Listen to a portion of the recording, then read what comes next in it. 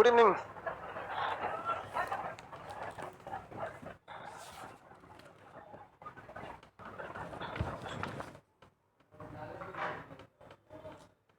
Chapter का नाम होगा आज ज्वार भाटा आपका दोबारा पढ़ाएंगे। Ocean relief, ocean depth relief, ocean depth relief. Chapter name ocean depth relief. Hindi और खतरनाक है, महासागरीय नितल की स्थलाकृति। हम तो अभी शुद्ध बोले हैं, पूरा शुद्ध सुनोगे तो और पगला जाओगे। महासागरीय नितल के उच्चावच, समझ आ गया? पिंटू कुमार गुड इवनिंग, जय हिंद। सब लोग आ जाओ भाई, थोड़ा क्लास रिकवर होने में टाइम लगेगा। 60% क्लास रिकवर हो गया है। हाँ हाँ, आवाज मिसमैच हो रहा है।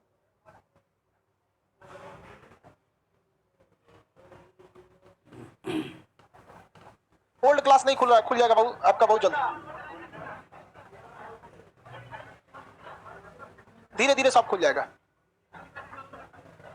धीरे धीरे सारा बैच खुल जाएगा। और आप लोग परसों हम लोग ट्विटर पे टहलने आएंगे लोग। चलिए, हमको पढ़ाना क्या है जी? ज्योग्राफी है ना?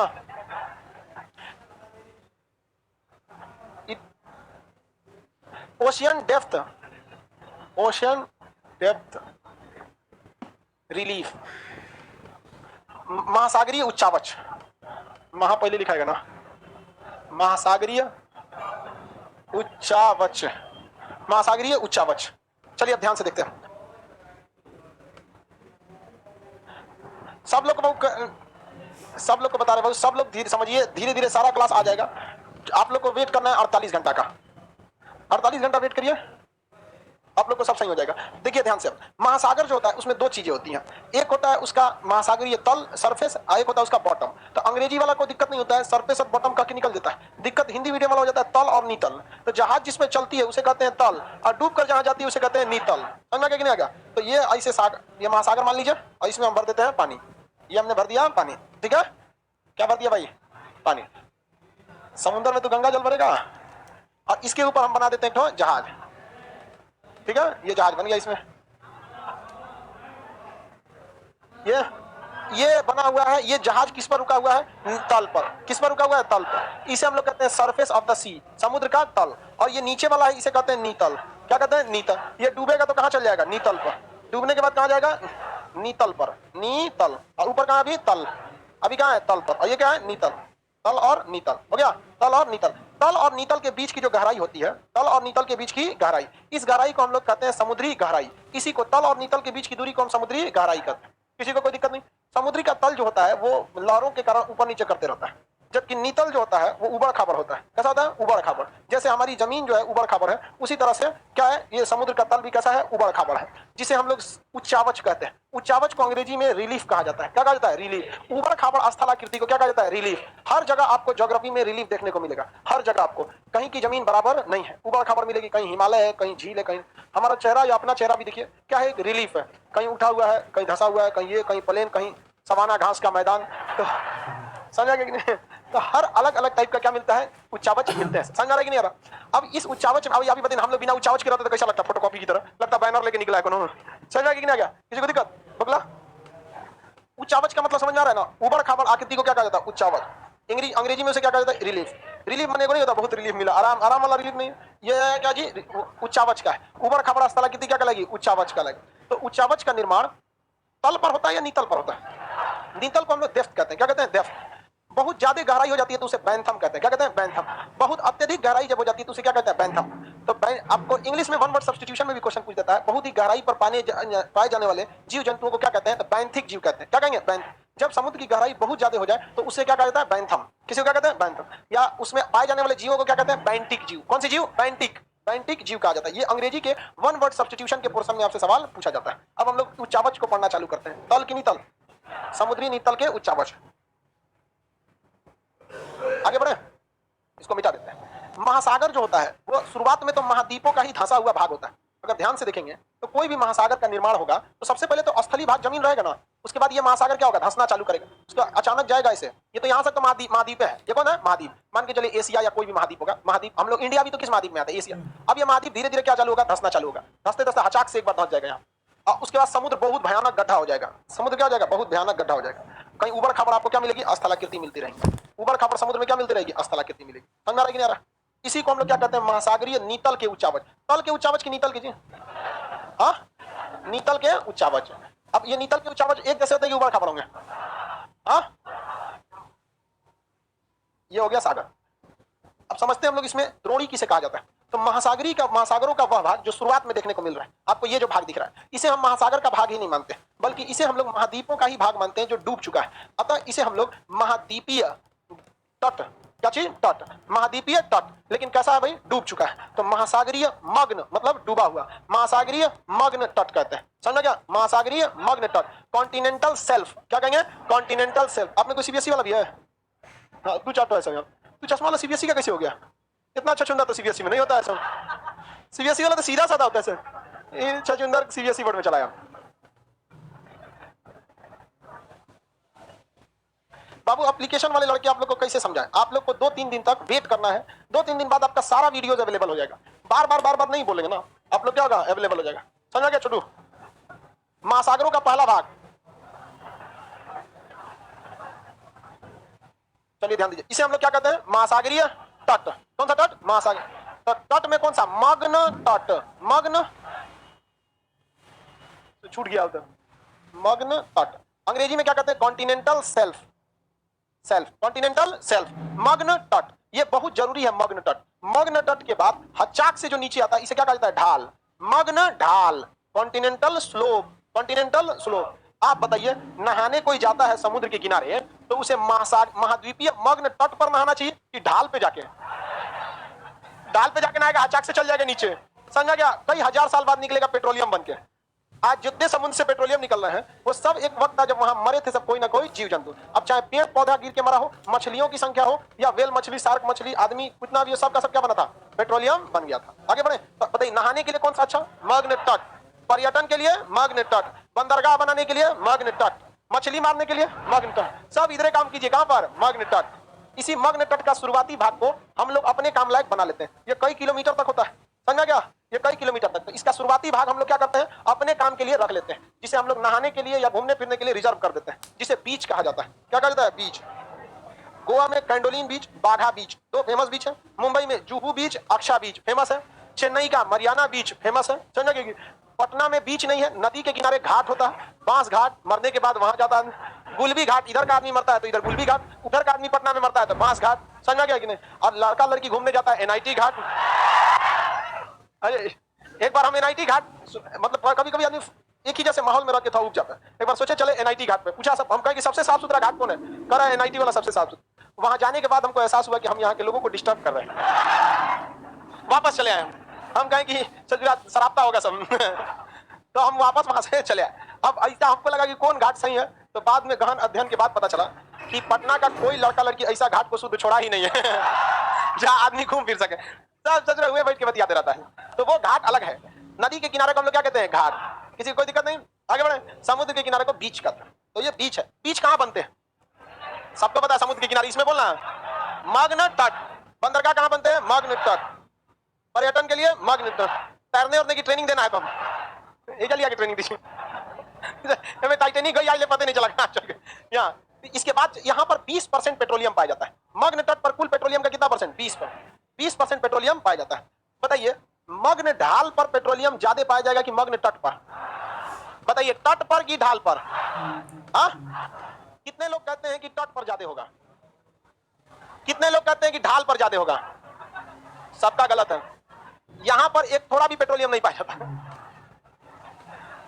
यहां थोड़ा भी पेट्रोलियम नहीं पाए। रीजन क्या है? पेट्रोलियम के लिए आपको लकड़ी, पेड़ पौधे, मछली, मगरमच्छ इत्यादि के लाश का दब के उसके ऊपर बहुत ज्यादा लोड पड़ना पड़ेगा, तब जाकर वो क्या बन पाएगा, पेट्रोलियम। बताइए यहां अगर मगरमच्छ मर भी गया तो दह के यहां चलाएगा, कहां चला जाएगा, नीचे। किसी भी प्रकार का डिपोजिशन, डिपोजिशन मतलब होता है कचरा का जमा करना, अंग्रेजी में कहते हैं निक्षेप, हिंदी में कहते हैं निक्षेप, इंग्लिश में कहते हैं डिपोजिशन। क्या कहते हैं, डिपोजिशन।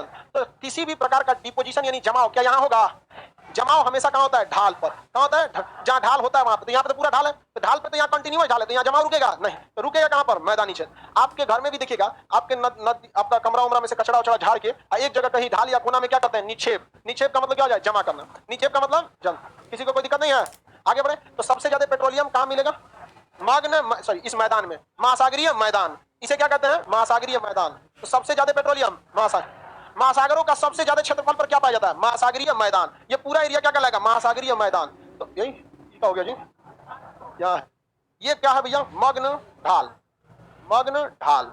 मग्न ढाल पर निक्षेप कितना परसेंट? 0%। और यहाँ पेट्रोलियम कितना परसेंट? 20।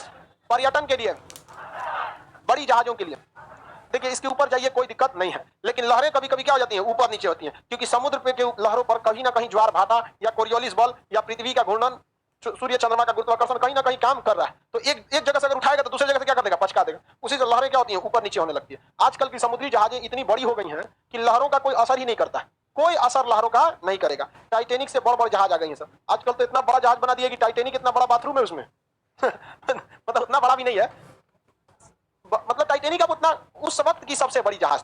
टाइटेनिक को पत्रकारों ने क्या कर दिया? फेमस कर दिया। वो बहुत बड़ा जहाज नहीं था, लेकिन उस समय का बहुत बड़ा जहाज था। पहली यात्रा में डूब गया। सर्वाधिक निक्षेप कहां मिलेगा? महासागरीय ढाल, सॉरी, महासागरीय मैदान। कहां मिलेगा? महासागरीय मैदान। अंग्रेजी में इसे स्लोप कहते हैं, इसे प्लेन कहते हैं, इसे सेल्फ कहते हैं। इसे क्या कहेंगे? Shelf, slope, plain. Shelf, slope, plain. Shelf, slope, plain. याद रहेगा। अब सबसे ज्यादा जो निक्षेप देखे जाते हैं वो कहां देखने जाते हैं? 20% पेट्रोलियम, अब बाकी बचा 80% पेट्रोलियम मैदान। कहां पर? मैदान। मैदान क्या आपको लगता है सबसे ज्यादा एरिया पर क्या पाया जाएगा? मैदान, महासागरीय मैदान। तो महासागरीय मैदान कहेंगे कि महाद्वीपीय मैदान कहेंगे? महासागरीय मैदान। Ocean plain, ocean plain. तो इसको पूरा बताइए, ओशियन सरफेस प्लेन या ocean depth plain? Ocean depth plain. देखो अगर हिंदी में बोलोगे महासागरीय मैदान तो लगता है कि नॉर्मल पढ़ाई पढ़ रहा है। अंग्रेजी में बोलो ओशियन डेप्थ प्लेन, लगेगा ओ माय गॉड नासा से आया है। कहां से आया? नासा से है। सीबीएसई वाला यही सब किया है, सब खाली टाई हुई बांधना सीख गया सब। ओ माय गॉड 2-4 बार बोल देता है, तो यही तो पढ़ता है सब उस समय। अब ऐसे हिंदी मीडियम वाला था सब छटा जाता है, इसलिए हिंदी मीडियम वाला तो काला काला होता है सब, उतना वैल्यू नहीं बना पाता सब, और एकदम फुलल फुलल रहेगा सब। Oh my God geography, geography. ये बताइए ये कौन सा है? महासागरीय मैदान। महासागरीय मैदान यही खत्म हो गया कि ये सब उसी में आएगा, सब उसी, तब तक उसी में आएगा। कब तक? जब तक, तब तक उसी में आएगा जब तक वो पट्टी से कोनो देश शुरू ना हो जाए, तब तक उसी में आएगा जब तक वो पट्टी से कोई देश शुरू ना हो। कंसेप्ट से समझो बउआ। इधर ये कौन खाली जब तक कर रही है?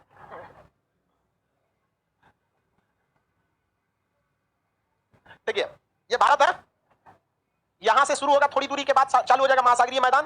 महासागरीय मैदान चालू हो जाएगा, कब तक रहेगा? जब तक कोई दूसरा देश ना आ जाए, जब तक कोई दूसरा देश ना आ जाए। ये अफ्रीका महाद्वीप है, थोड़ी दूरी पर महासागरीय मग्न तट और मग्न ढाल खत्म हो जाएंगे इतनी दूरी पर।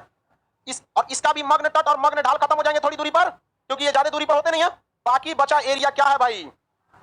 महासागरीय मैदान। बाकी बड़ा एरिया क्या है? महासागरीय।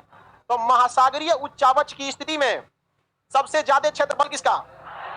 सबसे ज्यादा निक्षेप के कहां पर? निक्षेप का मतलब डिपोजिशन, समझा क्या? आपका पूछा जमीन को खा जाता है, कुछ भी पूछते रहता है। हाँ जब तक कोई देश नहीं आ जाए। तो हमरा से पूछो लोग ना, वो अपने में पूछता है सुनील तुम बताओ, सुनील तुम बताओ। कई कई को बतियाने का आदत लगल है, सुनील तुम बताओ। आगे समझ में आ गया? ये सबसे बड़ा एरिया कौन लेता है? महासागरीय मैदान। कौन लेगा? महासागरीय। महासागरीय मैदान भी कहीं कहीं उठा कहीं कहीं धंसा रहता है, कहीं कहीं उठा और कहीं कहीं धंसा। जो धंस जाता है उसे क्या कहते हैं? द्रोणी, अंग्रेजी में बेसिन। द्रोणी अंग्रेजी में बेसिन। तो ये सब जो धंसा धंसा दिख रहा है, एगो बेसिन, दूगो बेसिन, ऐसा क्या है? सब बेसिन है। क्या है सब? इस बेसिन में भी सबसे निचलका बेसिन ट्रेंच कहलाता है। क्या कहलाएगा? ट्रेंच। अंग्रेजी में क्या कहते हैं? खाई। वही ट्रेंच या खाई, ट्रेंच या खाई, समझा कि नहीं? तो सबसे गहरी बेसिन उस महासागर का खाई या ट्रेंच कहलाता है। बताइए प्रशांत महासागर में एक को बेसिन होगा कि ऐसा नहीं? बहुत बेसिन होंगे। आपको ऐसा थोड़ी लग रहा है कि एकदम क्रिकेट का मैदान ही हो, धसल धसल होगा। बहुत जगह बहुत सारी उसमें क्या मिलेगी? बेसिन। उन बेसिनों में से सबसे गहरी बेसिन खाई, मरियाना की खाई। मरियाना की खाई। अभी बताओ बबुआ, ये तो पूरा का पूरा कहलाएगा मरियाना की खाई, यही जो नीचे वाला है। इसको हम दूसरा रंग से रंग दें, दूसरा रंग समझता है सीबीएसई वाला, अदर कलर। ये ललका वाला क्या कहलाएगा? हाँ मरियाना की खाई, ललका वाला, this red colour known as Mariana trench, Mariana की खाई। लेकिन एक और बताइए, इस इस सभी बेसिन में सबसे गहरी बेसिन मरियाना की, इस मरियाना की खाई का भी सबसे निचला बिंदु, समझा गया कि नहीं आ गया? मान के चलिए हम इसमें उतर गए, हम इसमें क्या हो गए? उतर गए। तो यहां से यहां तक ये पूरा क्या कहलाएगा? मरियाना की खाई। लेकिन इसमें भी सबसे निचला वाला चैलेंजर गर्त, चैलेंजर डीप, आप सुने होंगे चैलेंजर डीप, वो एकदम में नीचे, उसके पास जाने का मतलब मरना फिक्स है। नहीं तो आपको हैवी इंस्ट्रूमेंट पहन के जाना पड़ेगा। रीजन क्या है? आप अपने खोपड़िया पर एक बाल्टी पानी लेके तनी घूमिए, खोपड़िया पे कितना पानी लेके घूमिए, एक बाल्टी, कितना भारी लगेगा ही नहीं? तो बकलो लोग जरा सोचो कि तुम लोग यहां जाने का प्लान कर रहा है तो तुम्हारी खोपड़िया पे 1 बाल्टी पानी, अरे कम से कम इतना पनिया का लोड तो सीधे तुम्हारे खोपड़िया पे है ना, पूरे समुद्र का लोड नहीं है तो कम से कम इतना खोपड़िया पे लोड है कि नहीं? धंस जाओगे अंदर ऐसे, समझ आ गया कि नहीं आ गया? नहीं जा सकते हैं। तो हैवी पावर को रोकने वाले, हाई प्रेशर को रोकने वाले हम लोग पनडुब्बी बनाते हैं। अब दुनिया में ऐसा कोई मेटल बना ही नहीं जो इसने प्रेशर को रोक सके। हमारी जो खुद की नौसेना की पनडुब्बियां हैं ये 400 मीटर ही गहराई पे जाता है, ये 11,000 मीटर है। कहां 400, 1,000 मीटर नहीं, और कहां 11,000, यानी 11 किलोमीटर नीचे, 11, उसमें हिमालय को उठाइएगा, माउंट एवरेस्ट अच्छा पाक से फेंकिएगा ना तो चल जाएगा, और पूछेगा और हट जाएंगे, कंचनजंगा भी भेज दीजिए, क्योंकि हिमालय 8,848 यानी बढ़ा के नापिए तो 9,000, और है कितना? हाँ, समझ रहा कि नहीं आ रहा? इसके बाद भी लोग जब कहते हैं पृथ्वी गोल है तो हमको समझ में नहीं आता है, तुम गोला तब देखा नहीं। बताइए, जो बोले पृथ्वी गोल वो इसकी तरह लोल, समझ आ गया कि नहीं आ गया? अब ये बता पृथ्वी गोल होगा कैसे? यहां एक जगह 11 किलोमीटर धंस गया तो कहीं 8 किलोमीटर उठ गया, कहीं होगा गोल? क्या हमारा चेहरा गोल है? गोल दिख रहा है तुमको? यहां मान लीजिए ये हिमालय, ये है मरियाना की खाई, समझ आ गया कि नहीं आ गया? ये तिब्बत का पठार, समझ आ गया कि नहीं आ गया? विश्वत रेखीय सदाबहार वन। तो पृथ्वी एक जैसा है कहां भाई? उसमें अलग अलग तरह की स्थलाकृतियां हैं, और केवल पृथ्वी नहीं, समुद्र के अंदर भी स्थलाकृतियां हैं। Do you understand what I am saying? CBSE वाला अपने आप को ठगा हुआ महसूस करता है। यही एक क्लास है जहां सीबीएसई वालों को लगता है कि उनका सीबीएसई में पढ़ने का डिसीजन गलत था। बाकी हर जगह वो अपने धुन में रहते हैं, उनसे काल की दुनिया रहता है, लेकिन बराबर करके चलना चाहिए। समझ आ रहा है कि नहीं आ रहा? लड़की सबको समझ आ रहा है? चलो मेहनत करो भाई सब लोग।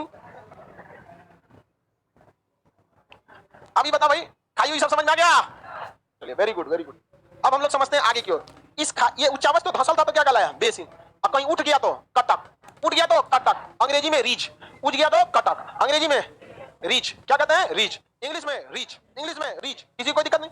और अगर ये बहुत ज्यादा उठ गया तो द्वीप, द्वीप नहीं कहलाएगा, पर्वत कहलाएगा, सागरीय चोटी, महासागरीय चोटी। तो महासागरों में ना छोटे छोटे पहाड़ भी क्या होते हैं? निकले रहते हैं। और अगर नीचे रहेगा तो क्या कहलाएगा? कटक, नीचे रहेगा तो कटक, ऐसे निकल के झांकने लगेगा तो चोटी, झांकने लगा तो नीचे तो धंस गया तो बेसिन, सबसे गहरी बेसिन ट्रेंच कहलाता है। अब अलग अलग महासागरों में अलग अलग ट्रेंच है, जैसे सुंडा ट्रेंच हिंद महासागर की सबसे गहरी खाई, मरियाना ट्रेंच प्रशांत महासागर, प्यूर्टो रिको अटलांटिक महासागर। तो अलग अलग महासागरों की अलग अलग बेसिन है और उनके अलग अलग द्रोणियां हैं। बताइए, महासागर में अगर इसे जाएंगे नीचे नीचे तो सपाट जमीन मिलेगा कि उबड़ खाबड़ मिलेगा? इस उबड़ खाबड़ धसे एरिया को उच्चावच, अगर इसमें उठ गया तो इसे क्या कहेंगे? कटक, उठ के बारवा झांक रहा है इसे, हाँ चोट, क्या कहेंगे? चोट, द्वीप नहीं कहेंगे।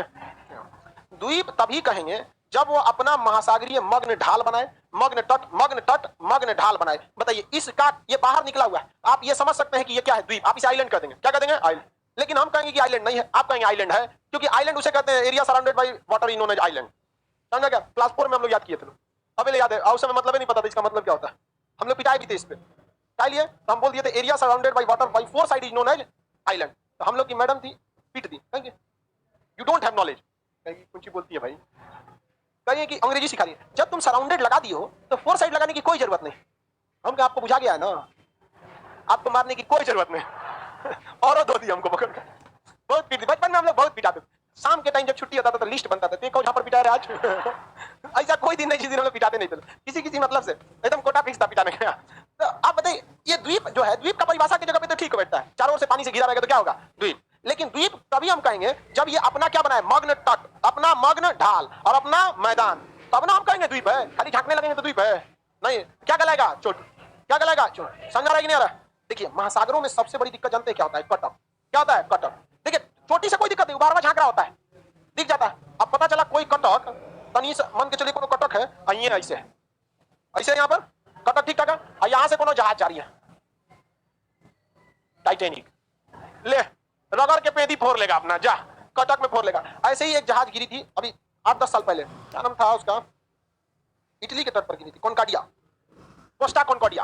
कोस्टा कॉन्कॉर्डिया हजारों करोड़ की जहाज थी, बहुत बेहतरीन जहाज थी वो, और उसको कैप्टन को पता था कि इस एरिया से मत ले जाना, हल्का सा क्या करना है, घुमा देना ताकि लड़े नहीं। तो उसमें रास्ता दिया रहता है कि आपको इधर से, क्योंकि पहले जो जहाज आ जाता है ना, तो सबसे पहले समुद्र वैज्ञानिक सब उस एरिया को आज से 150-60 साल पहले ही तैर के अंदर सोनार वनार लगा के बता दिए कि यहाँ कटक है, यहाँ नहीं है, तो उसी नक्शा पे चलना होता है। लेकिन नहीं, ये ससुरा कैप्टन था और इसकी जो प्रेमिका थी वो उसी जहाज में थी।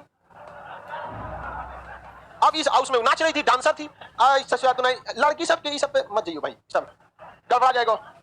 लड़का के प्रेम और लड़की की सुंदरता, इस पर कभी बिलीव मत करना, क्योंकि लड़का का प्रेम कब झूठा साबित होगा पता ही नहीं चलेगी, लड़की की सुंदरता कब मेकअप साबित होगा पता ही नहीं चलेगा। इसलिए इस दो चीज पे कभी बिलीव नहीं करना। वो चमगादड़ को परी बना देते हैं सब, वो देगा सब। वो नाच रही थी, आई कैप्टनवा ससुरा चल गया वहीं पे। अब पूछ रहा है फोन करके, सर रीच मिलेगा? अरे बाहर में जाता रहा, रीच मिलेगा, हमारी वाली नच तो ही जा। ले आके ठोक दिया उसमें, जहाज लड़ गई, लगभग 40 लोग मर गए, करोड़ों का घाटा लगा, हजारों करोड़ों का घाटा लग गया वहां पर। इनके 15 साल जेल हो गया, वो दूसरे से ब्याह करके चल गई। जा समझ आ गया कि नहीं आ गया? तो हमेशा याद रखिए, जीवन में कोई सबका अपना अपना इंपॉर्टेंस है, अपने अपने जगह पर। जब आप अपने मेन काम के लिए आए, सपोज अभी आपका काम पढ़ाई है, तो अभी आपको कुछ भी नहीं, अब आपके सामने दिशा पाटनी नाचे तो भी ध्यान नहीं देना आप।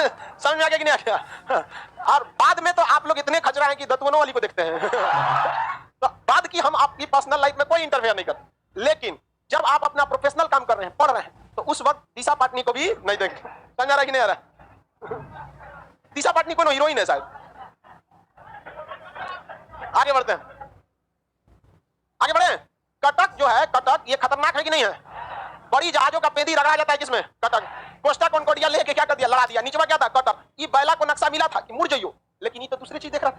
नाच देख, नाच यहाँ पे जब हाल है सचुरा ये सबका। आगे बढ़ते हैं हम लोग। हाँ जी, हाँ क्या चीज लगा था? सब चीज लगा था। कैप्टन का ना आदेश रहेगा, अपने दादा के दम पे कोई जहाज घुमा देगा। जहाज का मालिक कौन होता है? कैप्टन। जहां कटक रहते हैं ना, वहां का समुद्र बड़ा दृश्य मनोहर रहता है, क्योंकि कटक लाइन से रहते हैं, तो कुछ नीचे रहेगा और कुछ निकल के क्या बना देता है? पहाड़ी चोटी। तो लोग समुद्र में पानी पानी देख के उबे रहते हैं, तो पहाड़ी चोटी देखते हैं तो कहते हैं थोड़ा और पास से ले चलना, क्योंकि पहाड़ी चोटियों पर समुद्री पक्षी जीव जंतु रहते हैं, तो लोग देखने लगते हैं। तीन नचनिया थी, योगी सुनिए ना, ले चलिए इधर, लेके चल गया यहाँ पर। आगे बढ़े, समझ आ गया कि नहीं आ गया? क्या इन चोटियों को हम द्वीप कह सकते हैं?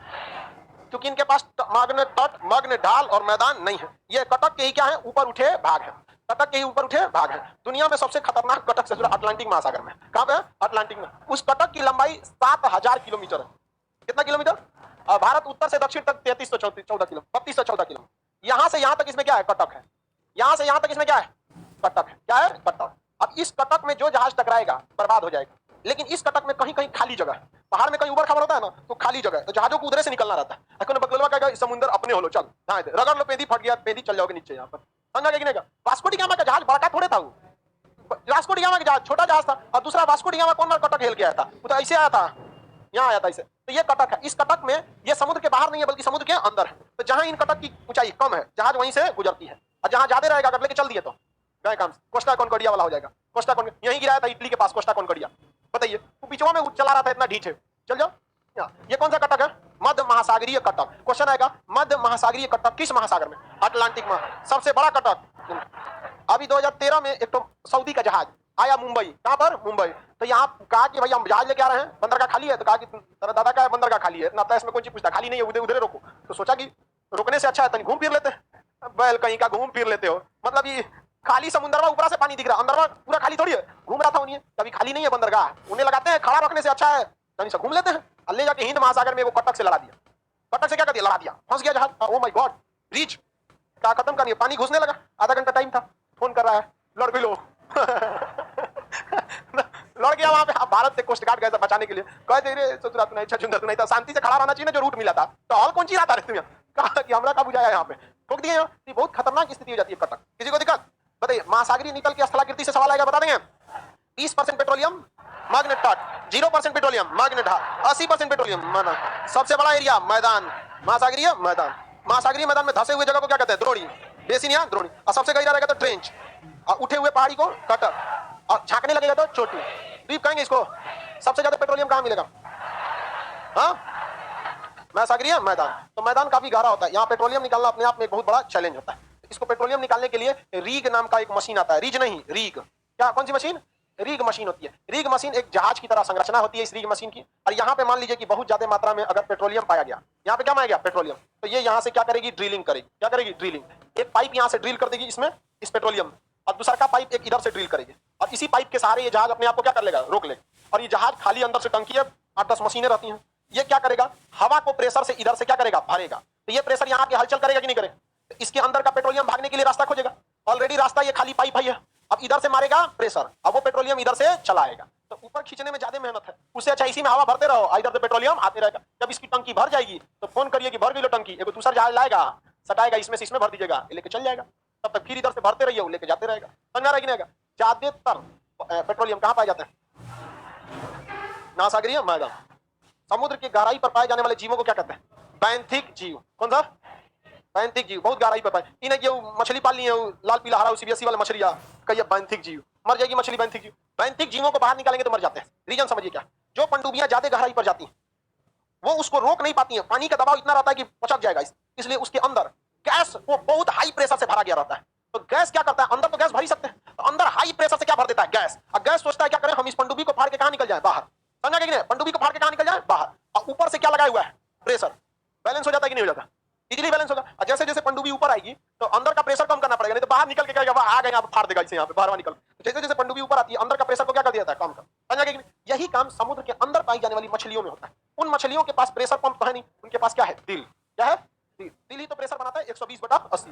तो उनके शरीर का प्रेशर इतना भयानक होता है, जो बैंथिक जीव होते हैं, जो समुद्र की ज्यादा गहराई, इतना भयानक प्रेशर होता है उनके ब्लड का कि ऊपर से लगने वाले समुद्र के प्रेशर को उनके अंदर लगने वाला प्रेशर क्या करता है? बैलेंस का, न्यूट्रल कर देता है। और गलती से अगर आप जाल में पकड़ के उस मछलिया को ऊपर लेके चले आएंगे तो मछलिया के दिल को क्या पता कि इसे नीतल को छोड़ के तल पे चला है, वो तो अंदर मार रहा है प्रेशर।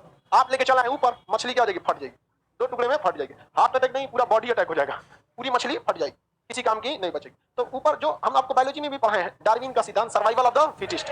हम लोग पूरी धरती पर करोड़ों साल पहले हर तरह के जीव रहते थे, अभी जो बचे हैं वो अपने अपने वातावरण में पूरी अच्छे से क्या कर चुके हैं? सर्वाइव कर चुके हैं। हम लोग का शरीर और अभी वर्तमान समय के लिए एकदम फिट है, इसमें कोई चेंजिंग करेंगे दिक्कत आ जाएगा। आगे का क्लास कल करेंगे।